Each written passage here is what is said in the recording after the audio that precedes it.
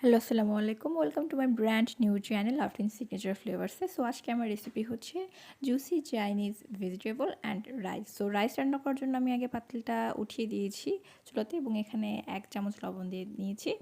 লবণ দেওয়ার পরে এখন আমি এখানে একটু তেল দিয়ে নেব। এটা নর্মাল সাদা তেল বা সয়াবিনের তেল। দেওয়ার পর আমি একটু ঢাকনা দিয়ে পানিটাকে গরম হতে দেব।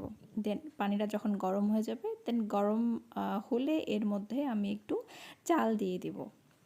সো এখন আমি দেখে নিচ্ছি পানিটা অলরেডি গরম হয়ে গিয়েছে। এখন এইখানে আমি চাল দিয়ে নিচ্ছি। ঢাকনা দিয়ে দিচ্ছি এবং এটাকে আমি চালটাকে প্রায় 90% এর মতো করে নিব।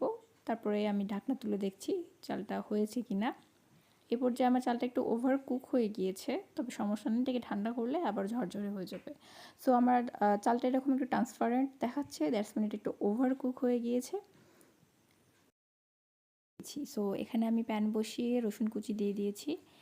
তারপরে আমি কাঁচামরিচ মাঝখান দিয়ে ফালি করে দিয়েছি। আমি এখন ভেজিটেবল রান্না করব। ভেজিটেবলটা আমি এখানে শুধুমাত্র ভেজিটেবলটাই দেবো, এখানে কোনো চিকেন আমি ব্যবহার করিনি। আমি যেমন ভেজিটেবল রাইস রান্না করব, সো ভেজিটেবলটাও আমি ভেজিটেবলই রাখার চেষ্টা করেছি, কোনো চিকেন ছাড়াই। সো এখানে গাজরটা আমি লম্বা লম্বা করে কেটে এখন সর্টে করে নিচ্ছি। গাজর এবং আস্তে আস্তে সকল সবজিগুলো আমি আস্তে আস্তে সর্টে করে নেব। আমার রসুনটা কিন্তু খুব বেশি একটা লাল হয়ে যায়নি। রসুনটা খুব বেশি লাল হয়ে গেলে পুড়ে লাগতে পারে। তো সেক্ষেত্রে টেস্টে একটু কম্প্রোমাইজ করতে হবে।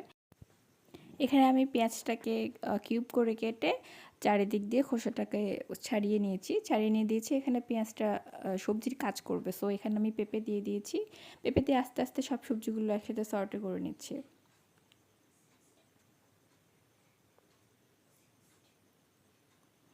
এখন আমি এই পর্যায়ে ক্যাপসিকাম দিয়ে নিচ্ছি। ক্যাপসিকামগুলো আমি একটু কিউব করে কেটে রেখেছিলাম। সো ক্যাপসিকাম যেহেতু খুব সহজেই নরম হয়ে যায় বা সিদ্ধ হয়, সো ক্যাপসিকাম আমি পরে দিয়েছি এবং এখানে আমি বেগুনি কালারের বাঁধাকপিটা ব্যবহার করব আজকে। সো বেগুনি কালারের বাঁধাকপিটাও আমি লম্বা লম্বা করে কিউব করে কেটে নিয়ে এখানে একসাথে সব সবজিগুলো সর্টে করে নিচ্ছি। যে সবজিগুলো একটু শক্ত সেগুলো আগে দিয়েছি, তারপরে আমি আস্তে আস্তে নরম সবজিগুলো দিয়েছি। আমি এখানে 1 চামচ লবণ দিয়ে দিচ্ছি এবং লবণ দেওয়ার পরে পরবর্তীতে মনে হলো লবণ একটু কম হয়েছে, পরে আরেকটু লবণ দিয়ে দিচ্ছি এবং এখন আমি সাদা গোলমরিচ গুঁড়োটা দিয়ে দিচ্ছি। আপনারা চাইলে সাদা গোলমরিচ গুঁড়ো এবং কালো গোলমরিচ গুঁড়ো দুটো দিতে পারেন। আমি এখানে একটা গোলমরিচ গুঁড়োই ব্যবহার করছি এবং এর পরিমাণে আমি সর্টে করার পর একটু উলটপালট করে দেওয়ার পরে এখন পানি দিয়ে দিব। সো আমি পুরো সবজিটাতে এই পুরো কাপ পানিটুকুই ব্যবহার করব।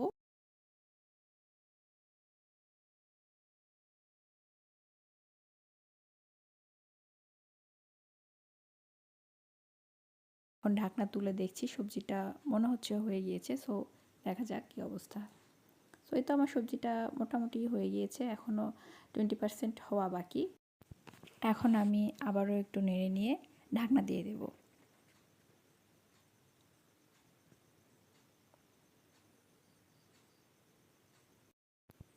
সবজিটা খুব ভালোভাবে সিদ্ধ হয়েছে। সো এখানে আমি এখন গুঁড়া দুধ দেবো। গুঁড়া দুধ আমি কিছুটা বাটিতে গুলে নিয়েছিলাম, 2 চামচ গুঁড়া দুধ গুলে নিয়েছিলাম, সেটা এখন আমি আস্তে আস্তে অ্যাড করছি। এখন আমি কর্নফ্লাওয়ার 1.5 চা চামচ কর্নফ্লাওয়ার গুলে রেখেছি এবং সেই কর্নফ্লাওয়ারটুকু আস্তে আস্তে দিয়ে দিব। সো কর্নফ্লাওয়ারটা দিয়ে দিলাম। এখন এই পর্যায়ে কিন্তু আস্তে আস্তে নাড়তে হবে, কারণ সবজিটা আস্তে আস্তে ঠিক হতে থাকবে। সো আমি এভাবে একটু নেড়ে নিচ্ছি। এটা আস্তে আস্তে ঠিক হতে থাকবে এবং ভালোভাবে না নাড়লে কিন্তু এটা নিচে লেগে যেতে পারে। খুব বেশি যেন ঠিক না হয়, এজন্য আমি এখনই নামিয়ে নেব। তার আগে আমি একটু কনসিস্টেন্সিটা দেখিয়ে নিচ্ছি কীরকম হয়েছে। চাইনিজ ভেজিটেবলটা একদমই পারফেক্ট হয়েছে। সো কনসিস্টেন্সিটা আমি এরকমই চাচ্ছিলাম, যেটা একদমই পারফেক্ট লেগেছে আমার কাছে। সো তারপরে আমি নামিয়ে নেব চুলা থেকে ভেজিটেবলটা। এখন আমি রাইসের জন্য প্যান বসিয়ে দিয়েছি এবং এখানে ডিমটা আমি আগে থেকে ফেটে নিয়েছিলাম, একটা ডিম নিয়েছিলাম। সো ওই ডিমটা আমি চুলাতে দিয়ে স্ক্র্যাম্বল করে নেব।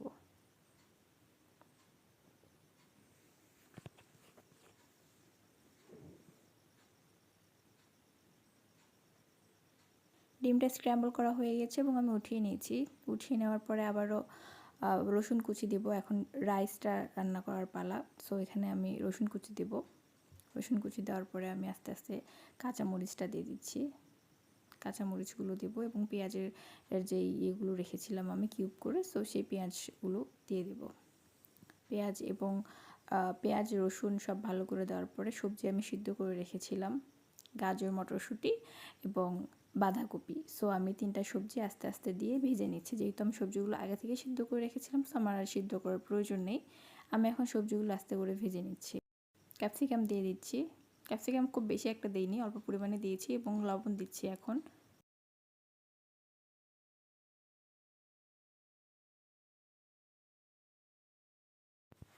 আস্তে করে সর্টে করে নেওয়ার পরে এখন আমি রাইসটা দেব।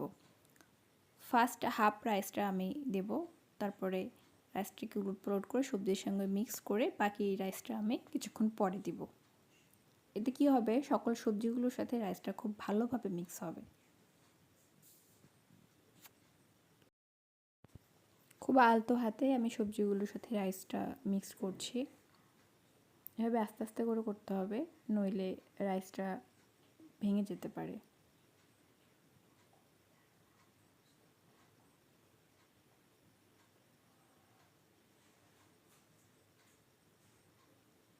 এখন আমি বাকি হাফ রাইসটুকু দিয়ে দিচ্ছি। আমার পুরো রাইসটা এখানে দেওয়া হয়ে গেছে। আমি আবারও নিচের সবজিগুলোর সাথে রাইসটাকে ভালো করে উলটপালট করে মিক্স করে নেব।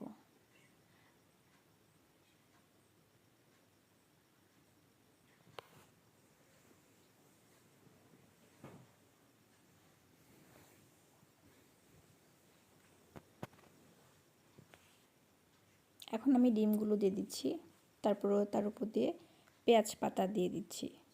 পেঁয়াজ পাতা সিদ্ধ হওয়ার কোনো কিছুই নেই, এই জন্য পেঁয়াজ পাতাটাকে আমি সবার শেষে দিয়েছি। পেঁয়াজ পাতা এই পর্যায়ে দিলেও সিদ্ধ হয়ে যাবে এবং সিদ্ধও হয়ে গিয়েছিল। সো এখন আমি লাইট সয়া সসটা ইউজ করেছি। সয়া সস একটু বুঝে শুনে দিতে হবে, কারণ সয়া সসে অলরেডি লবণ থাকে। সো সয়া সসটা কম দেওয়াটাই ভালো। এখন 1 চা চামচ আবারও সস দিলাম, টমেটো সস। টমেটো সস দেওয়ার পরে আবার সসটা এবং মিক্সড করে নিচ্ছি। এখানে আমি ব্ল্যাক পেপার দিয়ে দিচ্ছি আবারও। ব্ল্যাক পেপার বা হোয়াইট পেপার আপনারা যেটা ইচ্ছা আপনাদের মতো দিতে পারেন। ব্ল্যাক পেপারটা আমি ট্রাই করেছি একদম ফ্রেশ দেওয়ার, এতে খুব ভালো একটা সেন্ট আসে। আমি এখন চিনি দিয়ে দিচ্ছি, অল্প করে একটু চিনি দিয়ে দিব। চিনি দেওয়াতে টেস্টটা একটু ভালো লাগে, খুব বেশি একটা চিনি দিলে কিন্তু এটা মিষ্টি হয়ে যাবে।